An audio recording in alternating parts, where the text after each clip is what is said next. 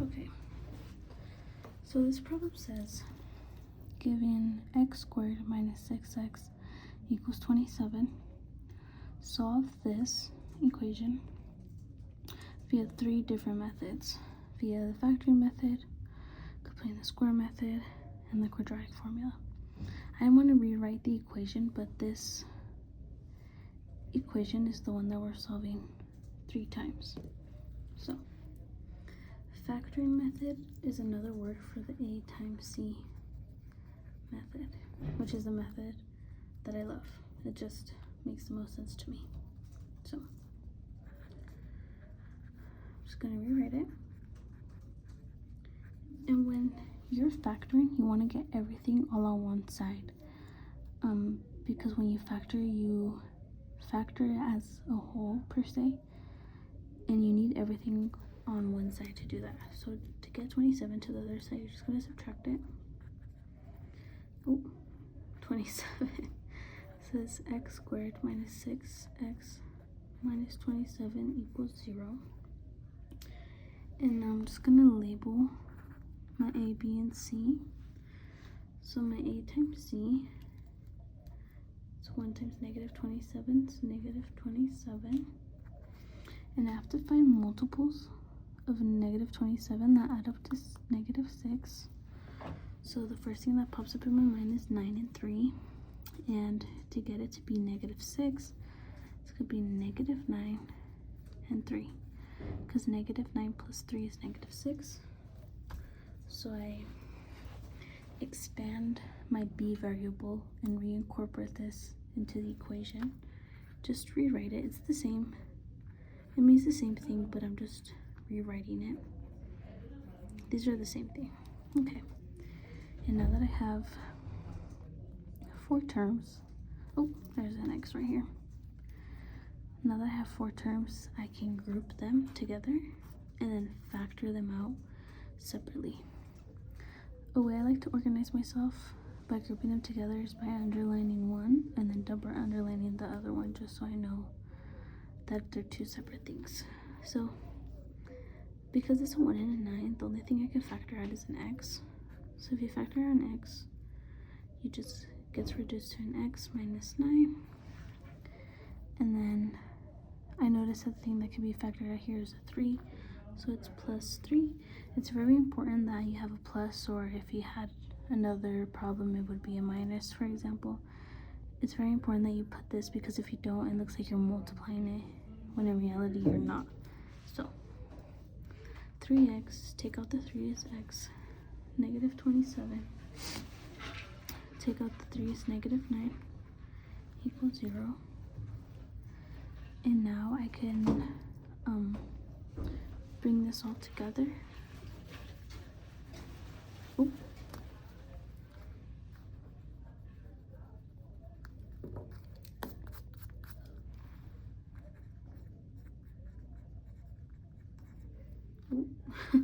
Okay, now that I have x plus 3 times x minus 9, I can solve for x. So the thing here to do is that to solve for x, you have to do it individually. And what I mean by that is you have to do x plus 3 equals 0, and then you have to do x minus 9 equals 0 individually. So to get x by itself, you do the inverse of it, which is minus 3. X equals minus 3. And again, the inverse, x equals 9. And now that x is by itself, we have solved it. X could equal negative 3, or x can equal plus 9.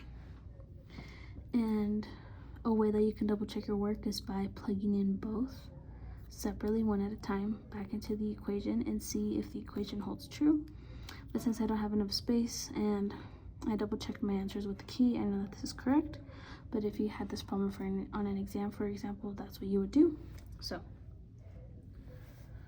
for the completing the square method, essentially what you're doing is transforming this into its condensed form.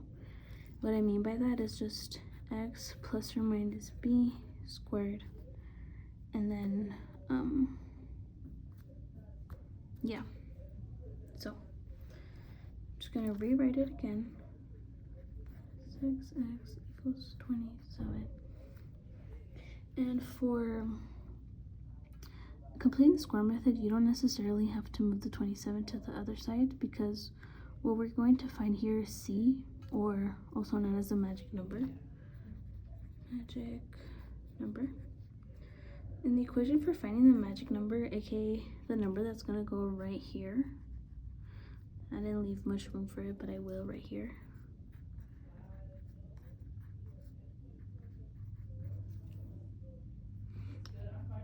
is going to be b over 2 squared. And I know that my b is -6, so -6 over 2 squared equals -3 squared. In other words, what this means is -3 times -3, which is going to give me +9 because the negatives cancel out. So the magic number is 9. And just like we add 9 to this side of the equation, we have to do the same thing to the other side. So it's going to be 27 plus 9. And if I condense this into the perfect square method, following this is going to be x. And since b is negative, it's going to be -3. Or like, in reality, what it should say here is x plus or minus the magic number, because this is b and this is the magic number. So, yeah, squared equals 27 plus 9. I don't know that at the top of my head. 36. Okay. And now that we have it as a perfect square, it's going to be much easier to solve for. What do I mean by that? So now we can square root it. And this fits perfectly because we have a perfect square. And the reason why we're square rooting it is because it's being multiplied to the second power, and the inverse of this is square root. So I'm just going to illustrate that here. And whenever you do the square root, you have to take the absolute value of it, because that portrays that your answer can be negative or positive within the square root. But because we're taking the absolute value, it's always going to be a positive. So we're just doing the inverse of everything. So 36 is a perfect square, so the square root of 36 is 6, and the absolute value of this, so you have two outcomes. It either comes out dirty or it comes out clean. And what I mean by that is dirty, I mean negative, and then clean, I mean positive. So if it's negative, the negative's going to be on the outside of the expression, and then because it's already positive, it's just going to stay the same. X minus 3 equals 6. So to solve this and isolate x, we're going to get rid of the negative and move it to the other side. So this could be x minus 3 equals -6. And then, sorry, I'm running out of space here. To further isolate x, we're going to do the inverse of -3, which is +3. X and +3 and -6 is going to be -3. And here there's only one inverse, so it's +3 plus 3, x equals 9. So those are the answers. And I know that these are correct because these are the same answers that I got when doing the factoring method. Now lastly, the last thing to do is the quadratic formula. And the quadratic formula is x equals -b plus or minus b squared minus 4 times a times c over 2a.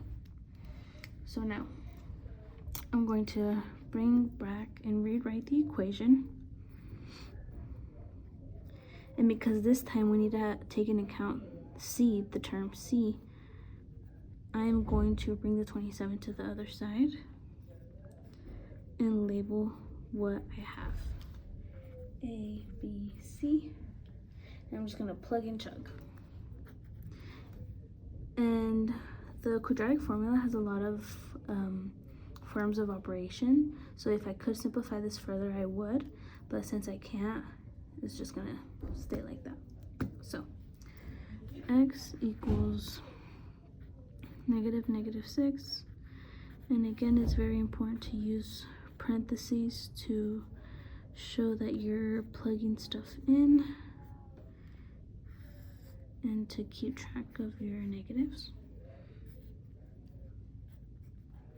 So negative times a negative is positive. 6 plus or minus 36 minus 4 times minus 27. Don't know at the top of my head, so I'm just going to do it right here. 7 times 4 is 28. 2 times 4 is 8. Plus 2 is 10. So it's going to be plus 108 because it's a negative, and turn to a positive over 2. X equals,